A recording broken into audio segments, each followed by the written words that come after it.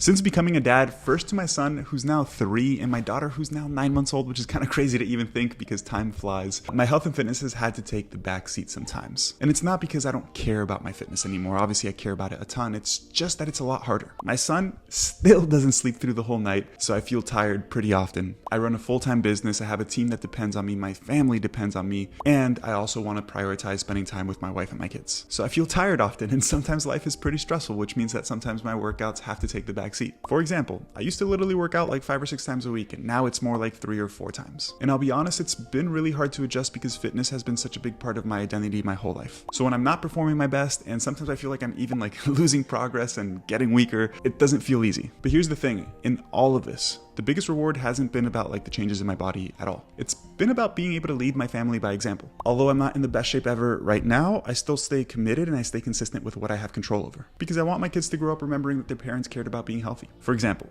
every time I leave the house, my son comes running up to me and he goes, "Papa, are you going to the gym?" And then sometimes randomly he just picks stuff up at the house like a stick and puts it over his head and he does a squat and he goes, "Look, Papa, I'm super strong." And it puts a smile on my face every single time. And when I'm cooking, he wants to stand next to me and cook with me. And when I'm eating a healthy meal, I sit next to him and I show him my plate. And he usually asks, "What's that?" Which is typically a vegetable because he doesn't like them. And I explain that the veggies make me feel good and they make me have energy so I could play with him and they make me really strong. And a couple of times now he's been open to even trying them and has started to like them. That's the stuff that matters most to me right now. It's not always just about getting stronger and looking better. Sometimes we need to think about how fitness positively impacts other aspects of our life, and those things can often be more rewarding and more important. Hope this video helps. Peace.